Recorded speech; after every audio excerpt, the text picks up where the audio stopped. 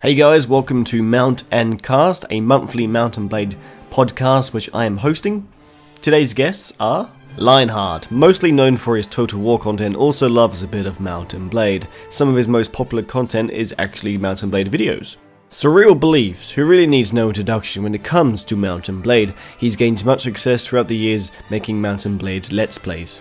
Chadtopia, or Chadman, is known for casting Mount & Blade events of all types. Resonant, known for his Mount & Blade videos and covering Bannerlord news. And last of all, who doesn't join until 15 minutes in, Pixelated Apollo, also known as Jesus. Pixie needs no introduction, of course, and let's get started.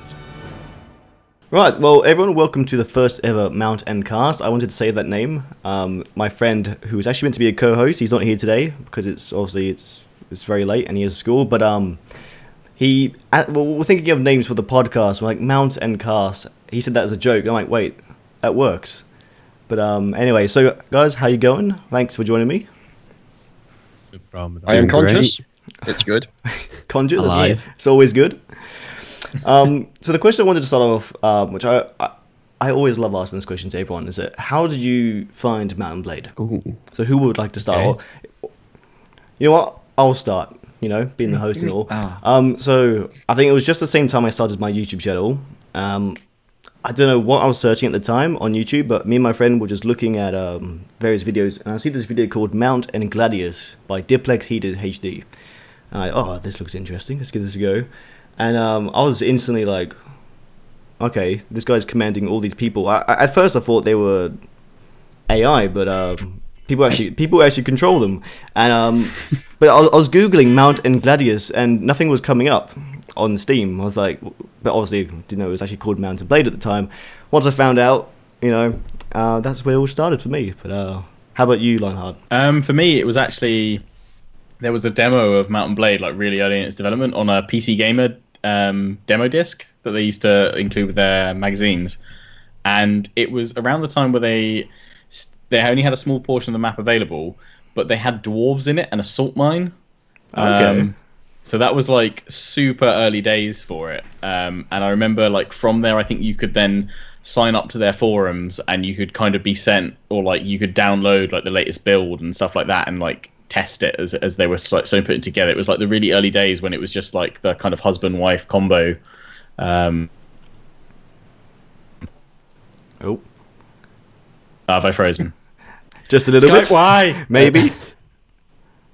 No, oh, there we go. You're back. If I turn my cam on and off every, like, 2 seconds, it works. Whatever works, I guess. Yeah. If not, I'll just try and pull a funny face before it freezes. Nice. Lovely. That just looks like he's constipated. I did have spicy food last night, so... Oh, lovely. Something be a rumbling. Yeah, lovely. How about you, Surreal? Okay, well, actually, my story kind of falls in the same vein as Lionheart's. Years back, it was kind of spoken about in PC Gamer, and I kept track of it for a period of time. The idea of mounted combat wasn't really a prevalent thing that I could think of in most games, right? Like, I'm trying to think of any other game where you could really fight on horseback or any type of mounted combat. It just wasn't really a thing. Like, you had Elder Scrolls 4, where you could ride a horse, but you couldn't fight from horseback. So at a later point, I remember actually buying the game off of a now defunct site called direct2drive.com. I actually didn't use Steam for a while. Yeah, see that? I think they were actually later bought out by Gamefly, but I remember playing it before Steam. Not to be one of those, I was playing it before Steam, but yeah, I just remember being absolutely fascinated by it. I had an old rig back then, and so like I couldn't really play the more up-to-date games, but this game alone was incredible. And of course you had like mods early on, so that was really my experience with it, was just playing mods from the get-go, little tweaks and things like that, up to complete overhaul mods. And yeah. Cool. Yeah, that's about it. Yeah, nice. And Chad? Well, I sort of came to it from a slightly different direction. For those, I've been casting for quite a while.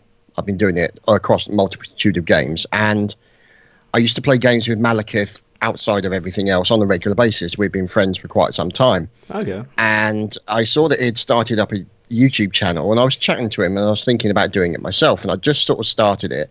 And I said to him, you know, we were just chatting about what sort of content, you know, would be good. And he says, well, I'm a member of a regiment. Why don't you try and commentate and come and cast on one of our line battles? So I thought, okay, that sounds interesting. I'll give that a check. And so I went and got it, and I went and got the DLC and logged onto the server and did my first commentary on the 77Y line battle. And that's pretty much where it all went from there. I mean, to be honest, my abilities and skills in the game are almost non-existent because most of it is camera work.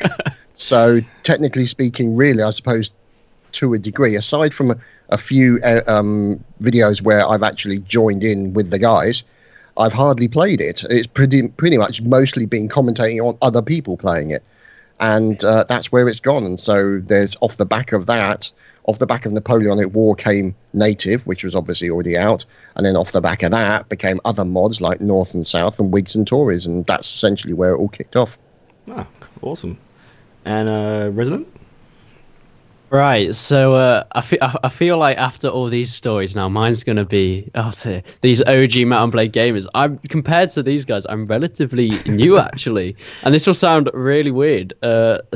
Basically how it started. I think it was back in about 2012, maybe just early 2013. I came across one of Malekith's videos on Napoleonic Wars. Oh, nice. And I remember the exact video to this day.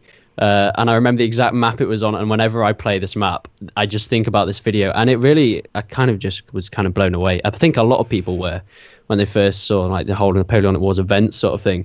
And then this is where it gets really weird. And then I stumbled across one of Chadtopia's videes, and look at that. From there I was like, right, got to get into this, and I joined a regiment. And then I had quite a bit of a break. It was about a 4 or 5 month break since I actually didn't have a computer at that time. Then I came back into it and I just started making my own regiments with my mates, and then it kind of just went from there really.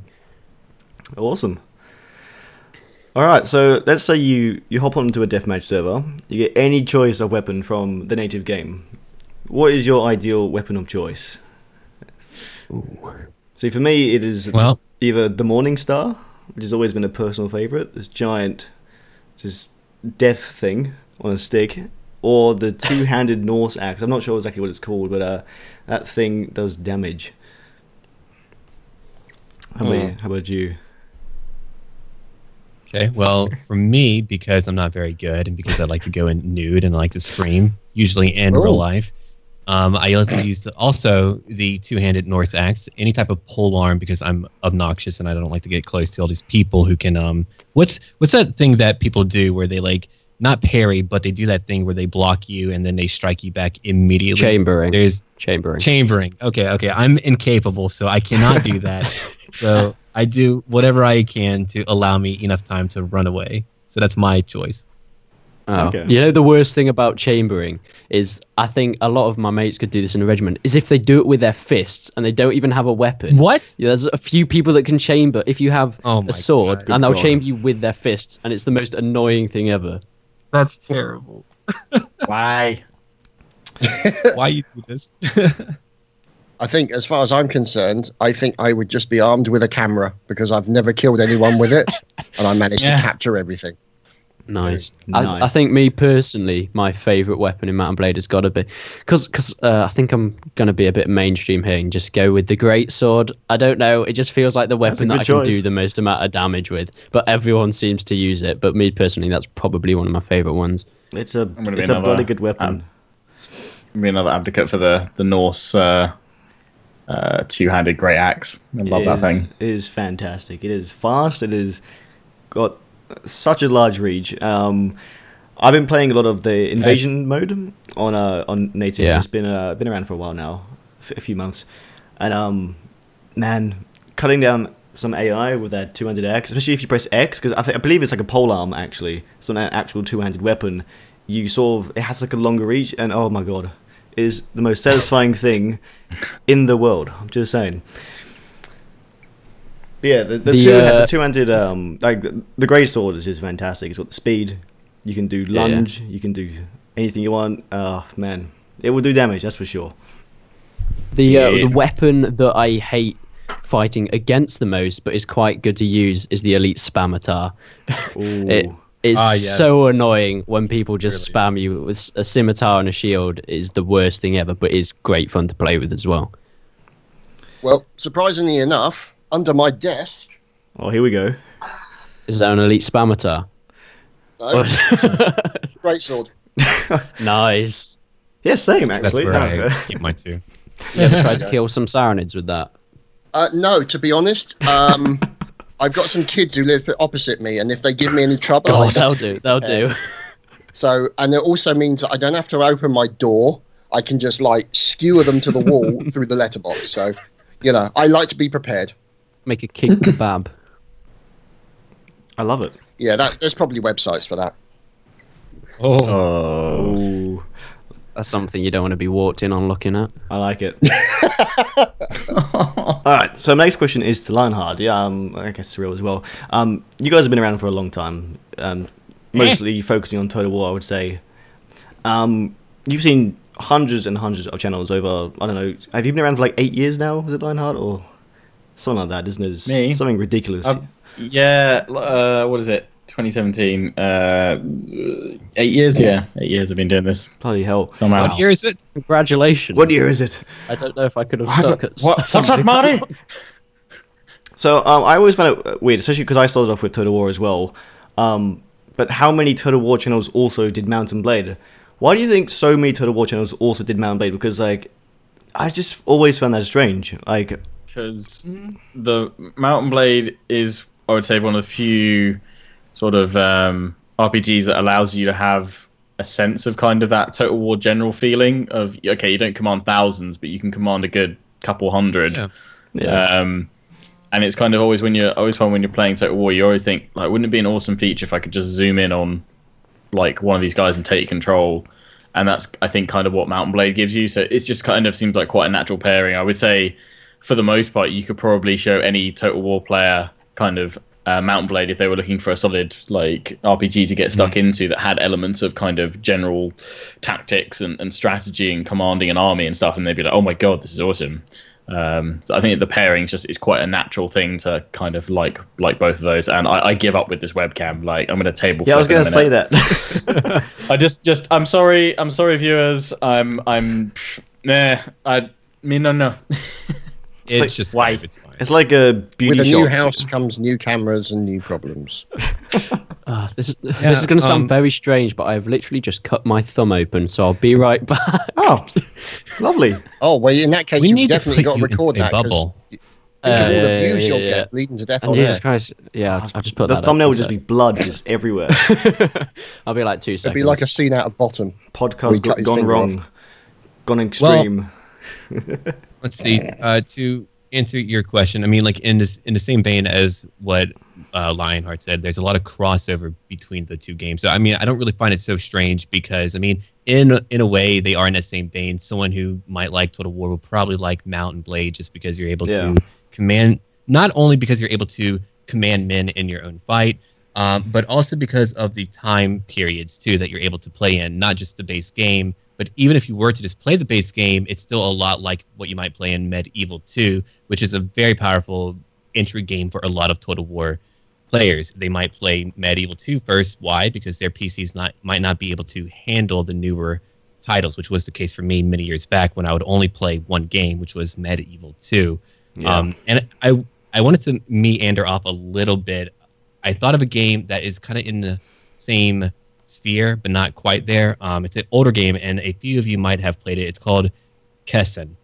And in this game, you were able to zoom in on the fight and watch one character fight while in the midst of hundreds of other characters. And this was before Mount&Blade, and I remember then going, man, it would be really cool if I could actually not only command men, but also be able to control that one guy too. So yeah, I just think there's a lot of crossover. So it's not too strange. Cool. Yeah, because I just found it strange at first, though, because obviously when I first found Mount&Blade, I just found out that everyone else was playing it as well. It was just, I always found that really cool. Not sure if we should wait for the old Resonant. I believe he's got an injury. Now. It's fine. Oh, he's back. I'm back. There we go. Just don't play with scissors, kids. Yeah, don't play with, and also with great swords. Yeah, don't play with great swords either. Yeah, the only blade I've got is a bayonet, a World War II bayonet. But, nice. It's currently not near me, but it's safe in the wardrobe behind me. But well, yeah. I should be all right technically. I mean, I've got a broadsword on the floor, and I've got a carving knife nearby me, and a set of scissors, and another knife. So I'm in no danger. I'll be fine. Hey, Chad, if there's an apocalypse, do you mind giving me a call? You're a sword. I think your weapons could come in use. If there's an apocalypse, obviously you got to run away from the zombies, and I can't run very far, so I'll be dead pretty quick.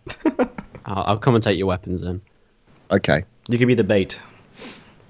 Oh, that's nice. Thank you. All right, we're back. We have a new guest. Lionheart has turned to Pixelated Apollo. How you going, my friend? Transformed. I'm good, man. Thanks for having me. All good. So we talked about a few things. The first thing I want to ask you is, how did you find Mount&Blade? Like, where did you see it for the first time? Oh, geez, I don't even remember. It was so long ago. I think I just was watching some events, like Napoleonic Wars events. Oh yeah. And it just so awesome. So probably like 4 years ago. Yeah, that's the same for me. I think it was around about 4 or 5 years ago. But I was watching Mount&Gladius. Gladius. It was one of Diplex's videos, and Resonant mentioned you watched one of Malekith's, was it? And then one of Chad's actually. So yeah, I thought was pretty funny. And I thank you, Chad. And then I forgot what Lionheart said. He said he's found it in like some cereal box. Oh, I can't remember. Something like that. PC Gamer. Yeah, that's the one. Similar. I think I actually saw my first video of the game on Prince of Macedon's channel. Oh, really? Oh, I remember that. Yeah. He played it, and it was just like terrible at the game, but yeah, it was really funny though, and yeah, I think that's the first time I saw it. I actually remember when you're talking about, because obviously I made my channel because after watching Prince of Macedon. So when I saw him play Mount&Blade, I was like, this is super cool. Yeah, definitely questioned his skills, but obviously no one's a superstar when they first start playing.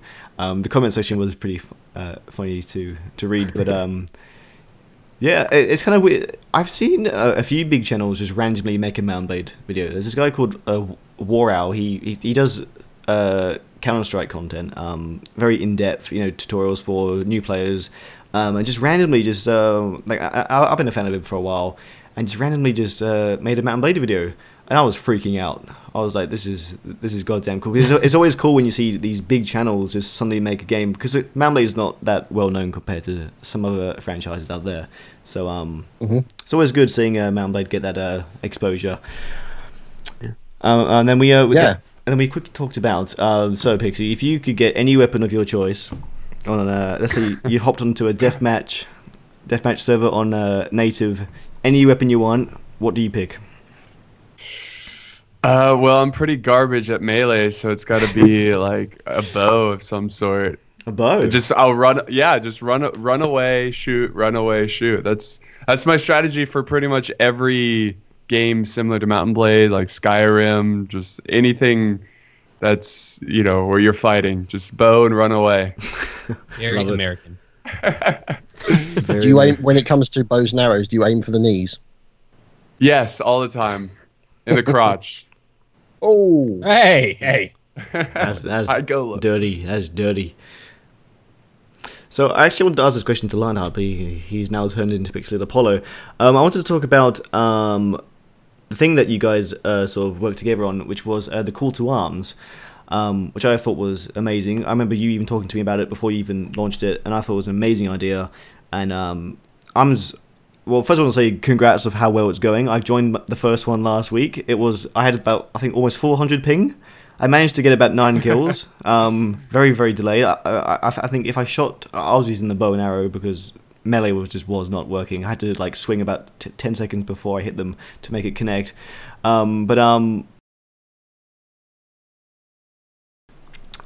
yeah, I mean, I'll just kind of talk about it real quick. I found it now. How did it start? Because of course you like big battles. I think that's. Yeah, I think that was the heart of it. Like, I love doing big battles, and I was like, you know what would be really cool is I faced another YouTuber and he would get his followers, and I would get my followers, and command, and it's definitely evolved over the months of us doing it. It's not so much exactly like it. Pretty much is like that, but what I had in my head of how it was going to play out is not the same. Just because you realize when you're talking to 200 people, you can't organize everything exactly. But yeah, overall, it's been really, really fun. It's been a lot of fun talking to Lionheart and getting to know him a little bit better, and just having this like fun rivalry between our subscribers, and of course like Chad, you were able to like come by and do some events. It's been a great like community, just like people just joining in and having fun. That's what I really want it to be all about, Yeah, it was really awesome to watch as well, because obviously I've been a fan of your channel for a while. So when I saw you started getting into Mount & Blade, always found it very exciting. It's something I've always wanted to do. I've always wanted this, because I've done a few events on Mount & Blade. I did like the Anglo Zulu, which was just versing hordes of Zulus, pretty simple. But obviously living in Australia, it is difficult to reach to play with my subscribers, and it's either they have a high ping or I do. And I'm not a fan of You need to get out of there, ping. man. I do. Thanks. Yeah. It is. Yeah. But I try to play them when I can. It's just the ping. It's not very fun sometimes. But it's always great playing with your fans. Yeah.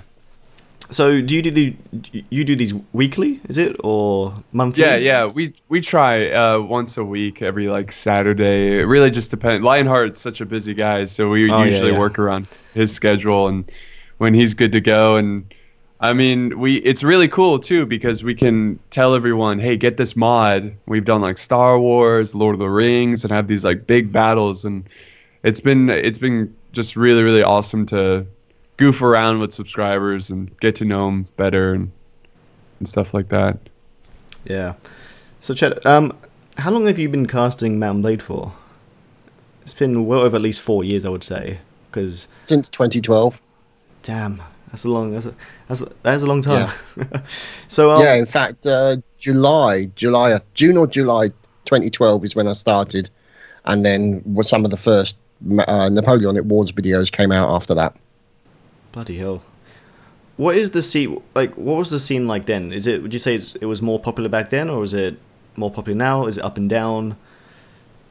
It tends to vary, because what happens is that, as with most things, a new game will come out that really interests people, and you'll see the numbers start to sort of tail off a little bit while people go and play a new game. But then they kind of come back to old faithful, so to speak. But I've definitely seen a sort of a downturn generally with respect to the amount of events that go on, because I mean, this is a game that's been out for quite a few years, and understandably people get bored. There's also all the various things that then occur around a large community, so you're going to have all the usual drama and all the rest of that kind of stuff, and eventually people step away, their priorities change. And so I mean, to be honest, the fact that it's still played in line battles almost every single day of the week is a testament to its longevity as far as I'm concerned. Yeah, bloody hell. I joined a few line battles, obviously in Australia. I'm not sure what it's like now, but I think it's pretty dead over here. I joined my first line battle about I think it was about 3 years ago, and I joined because it was actually one of my subscribers. He was pretty high up in his regiment, and he invited me along. I had so much fun, but pretty intimidating. The first time I joined, he said, "Hey, do you want to control the regiment?" I think it was about 20 guys at the time. I've just joined. I have no idea what to do. He goes, there's these 20 men looking at me going, all right, what do we do? I'm like, yeah. It was pretty intimidating. You don't realize how hard it is to actually command a regiment, especially in Napoleonic War type games and native and stuff like that, because I mean, you just have to watch some of Apollo's videos. It's literally like he's trying to herd cats and get them all into one location. It's like, I want you to look at this. It's almost like he has to draw a star on the wall to say, everybody look at that and don't move until we've done this and we've done this. And because obviously, you're talking about Total War and things like that, they do, to a certain degree, take your commands better than people who have independent thought, because they kind of have their own sort, oh, I'll go and do this, while Apollo's trying to sort of stop the hordes from coming in to the location. It's like, well, we need to hold this point, and we need to hold this point. And one of the advantages I do have of the casting is that because I'm up high, I can see these things. I can see how, like, the flow of the battle continues. So you can see all of a sudden the left-hand side of the defense is starting to shatter. Then all of a sudden they then start pouring round. It means then that, you know, Apollo or Lionheart has then got to move troops back, try and fill that position, and then start pushing the forces back. So, I mean, you can see how a lot of people who play Total War have also been attracted to Napoleonic Wars, Mount & Blade, and the native, and all the mods that are in it as well, because as a commander, you get that kind of level of control. And I mean, I'm in awe of the regiments and the commanders, where they've got everybody, and everybody follows the orders. It's like you just see them all standing there, all in a line. They all follow the rules. They all follow the orders, and that takes a lot of practice, and that takes a lot of drilling, and a lot of kind of, what's the word I'm looking for? Sort of personal control over yourself, as we know that there is a lot of young people who play this mod, and the game is, generally speaking, and it's very popular across the younger sort of gamer sphere. And some of them lead their own regiments, and they're fantastic. They do a fantastic job of it. But it gets to the point where, like, as Apollo has found out, that, you know, it's like trying to hold back a small tsunami with this little plastic shield. Yeah, it's, well, since it's more like casual and random players, since we don't drill, I just accepted the fact that I'm just gonna go with the flow.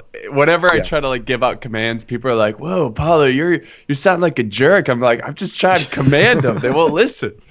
But yeah. But yeah, you're right. Also, another thing I wanted to say is, not only has the game been around for such a long time and people still playing it, but it's inspired other games like Holdfast and War of Rights. So we're seeing like more games being made that are very similar to Mount & Blade, which is all really exciting. Yeah. I think, another thing off the back of that is that I think another thing that has kept the community alive, and also has kept the game continuing to be played, is the level of skill that is involved to play melee in this game.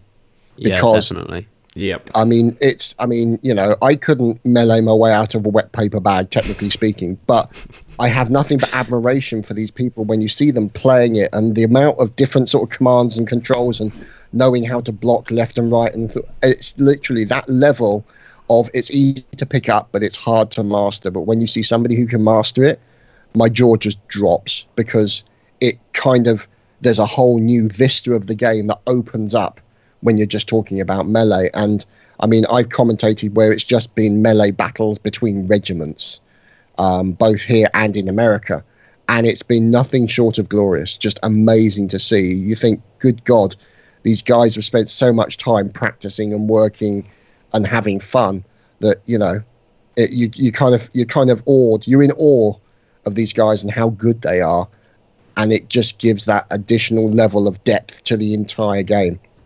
Yeah, I definitely think something that's kind of solidified.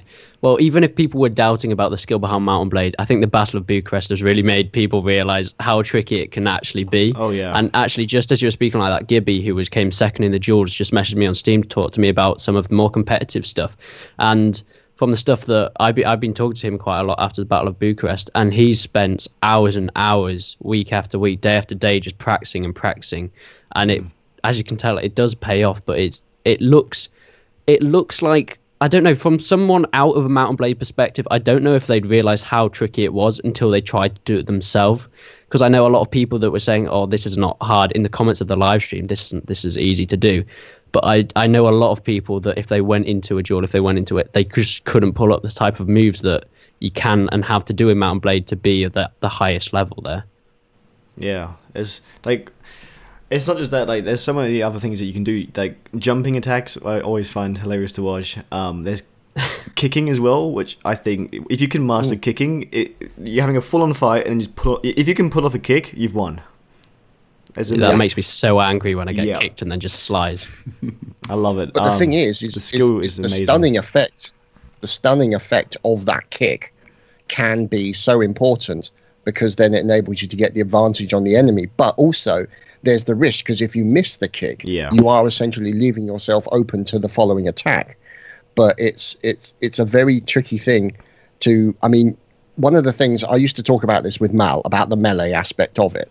And he said that one of the best players in his regiment was a guy called Ricky Maru. Now, he was saying when they're talking about melee, there's various different styles of melee on how you deal with your opponent. I'm not sure about what the actual styles are referred to, but he said the reason why Ricky was good when it came to melee is because he could seamlessly switch between those styles of melee while actually in the middle of the battle.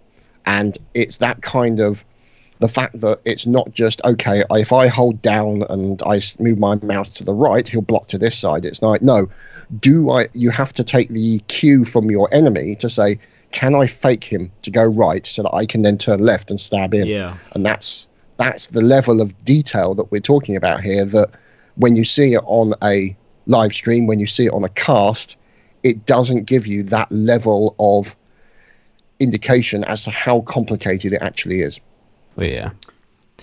It's always so intimidating when you I've joined a few servers, and there's always that one person on the server who is just owning everyone, and it's finally your turn to face him, and he's just swinging his sword all over the place. He's doing like I think you go for a swing and then you right click and it stops it automatically, and you keep doing it over and over, doing it all different directions, and you're just he's coming towards you and the sword's just flying all over the place, and you're like, oh boy, it's always the naked guy with the axe. It is. It's like, always what the hell, man. That is confidence. It's not just. It's that you know they're cocky. They know they can't be touched. It's like, oh my god. And then Pixelated just pulls out a bow and arrow, and that's when they're finished. Yeah. Hey, I'll take it. Sorry. Oh no, go ahead.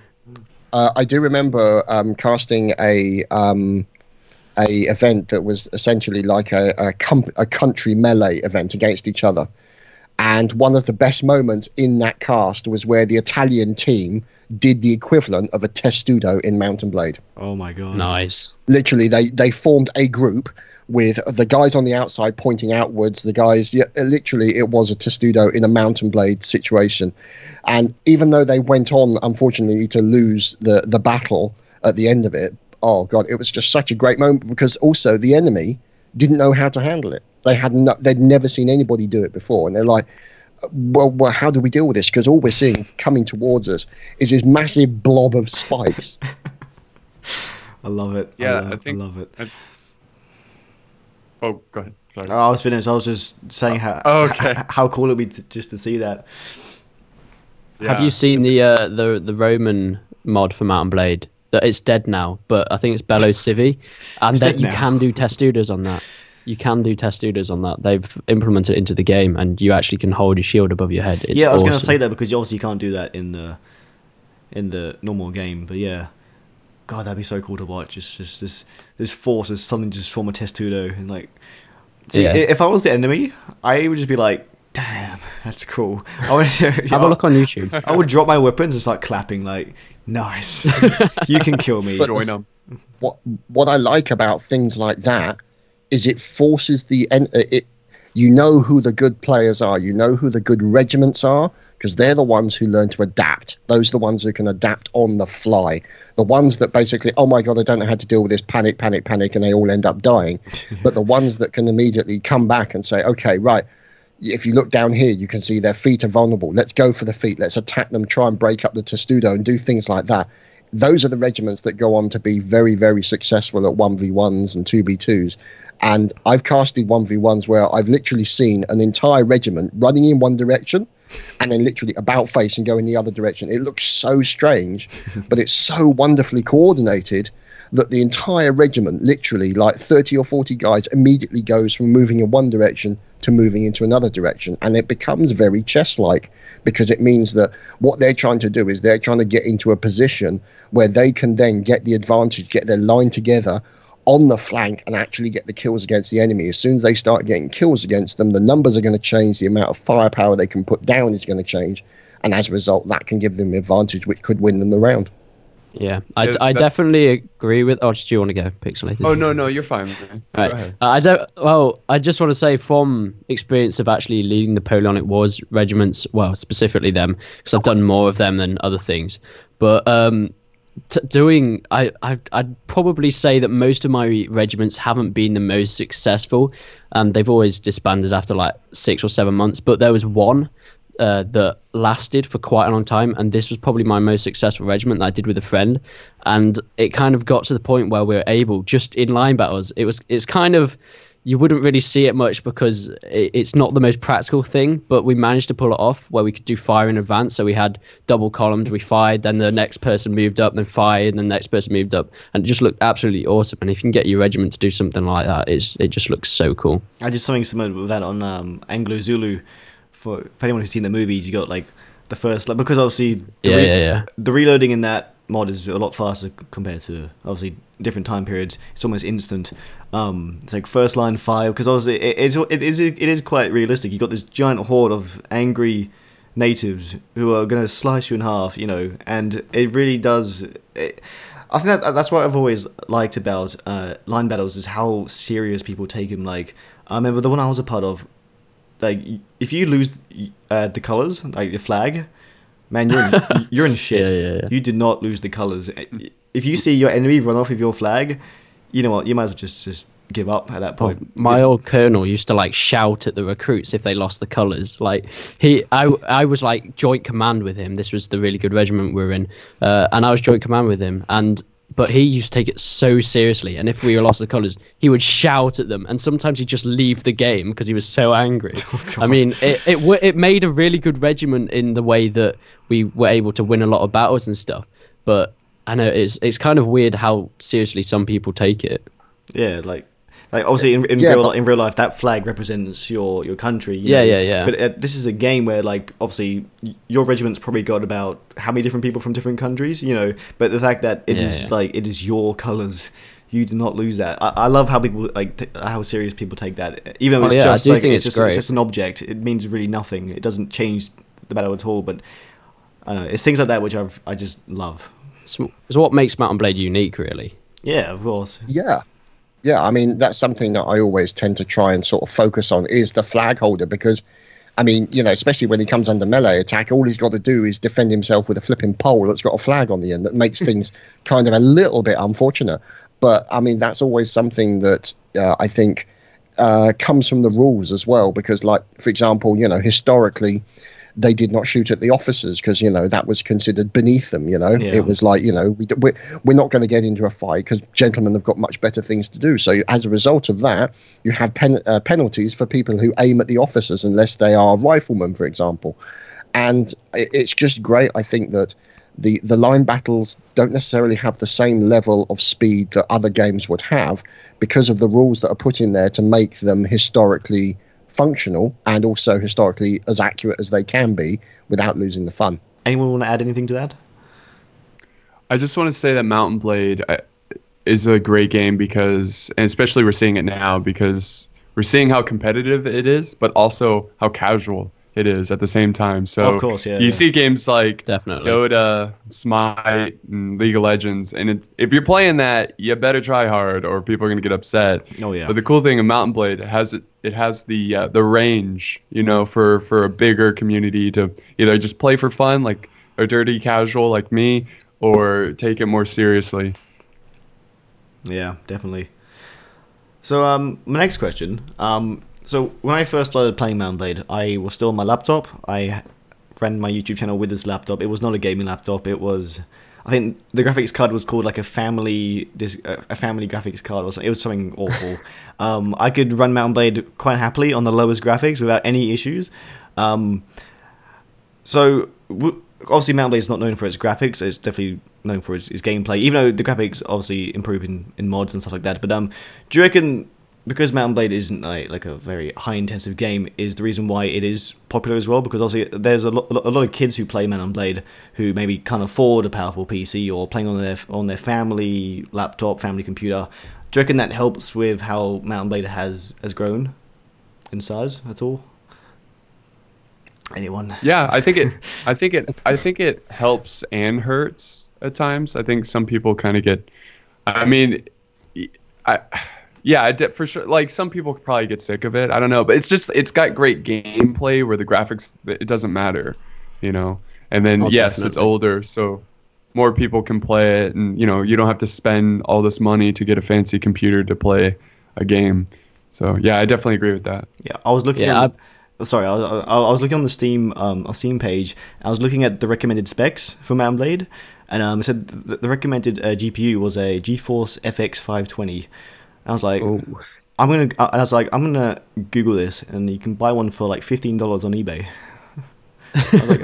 Yeah, that's not bad. When I started, I was the same as you have. I was on a laptop, and I was even recording on my laptop. But I think for me and a lot of people that I've played with, most of them are playing on laptops even now.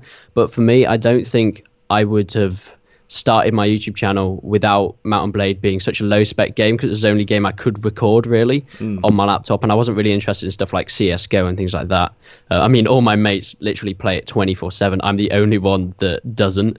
So Mount & Blade was only the game that I could really record on my laptop, and then from then was the only reason I actually got my new computer, from wanting to record more games and stuff. So I think Mount & Blade has definitely helped, you know, bring a lot more people in as well that think, hey, we can't really play these Battlefield games on their computers and things like that. So Mount & Blade seems like a good game to start with. Yeah.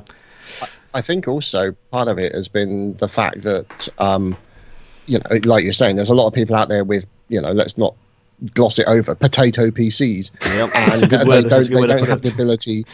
Yeah, they don't really have the ability to run a game as they would want to. So, you know, they might have to turn. I mean, I remember having similar problems with a low spec PC and trying to play Star Wars Galaxies, that every time I ran through the city, I had to stare at the floor because otherwise I get 1 or 2 frames a second. And these are the kind of things that, you know, people don't realize occur, but definitely has helped the longevity of the game, because it means that also, I think the other factor that helped it is the fact that you can do the massive battles. The amount of people that you can get on a server, and the amount of times I've seen comments in videos where it says, are these all bots? Are these all AI? It's like, no, every single person you see, and it still amazes me to this day, every single person you see playing in that battle is somebody sitting on the end of an internet line and playing on their computer and working together with comms and all the rest of it. And I think it's that kind of, it automatically brings people together with a common cause.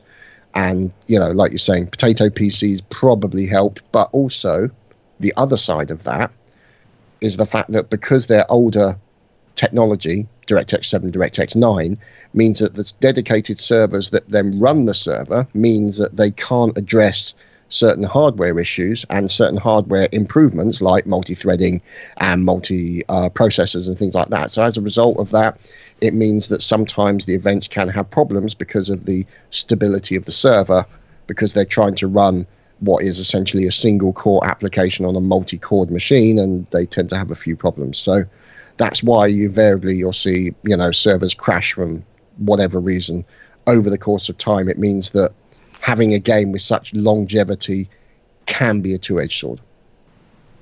Yeah, definitely.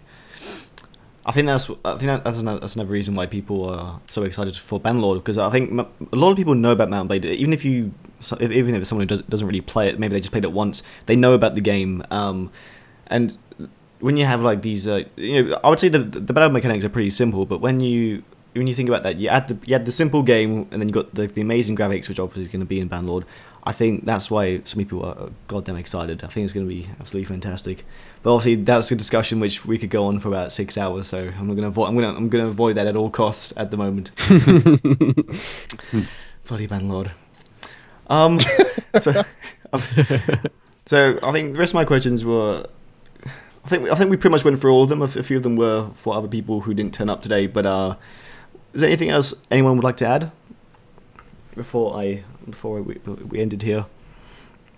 I don't know if you guys already talked about this, so I apologize if this has already been answered. But do you think Bannerlord is gonna make Mount & Blade Like, do you think it's going to kind of like what Warhammer did to Total War? Do you think Bannerlord's going to bring in a lot more people to the community? Oh yeah.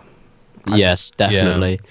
Especially since they brought out, even though it's kind of a weird timing how they just, I think it was only in the last year they brought out Mount & Blade for console, for PlayStation and Xbox, which was it was strange. Right. So I think obviously like it could be a sign. Obviously, I think as a content creator who focuses on Mount & Blade, it's amazing. Obviously, thinking that's going to bring in loads of new people. Obviously, people who are trying it out, because obviously there's gamers who don't own a PC. People who just play console. I've always been a PC gamer. I've never owned a console. So there's lots of games that I've never played.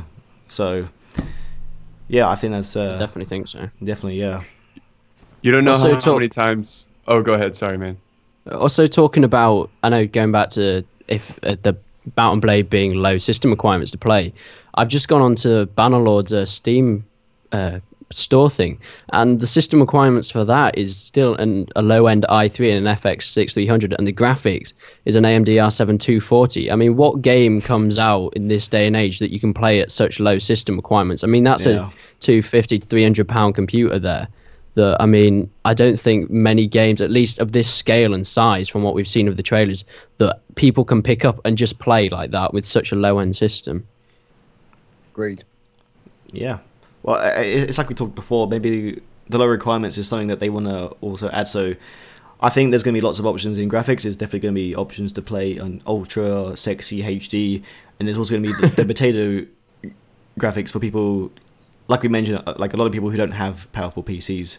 So, yeah, definitely. I mean, it's definitely possible that they'll do a release of the game and then release, for example, a high definition pack, texture pack that you can then just have on. So by default, they don't have to worry about it. You only have to have it on your machine if you specifically want to take advantage of those textures and the better performance that your machine has. But yeah, like you were saying, the amount of people, really, it's just the network aspect of it and the amount of people you're going to be able to get into a line battle.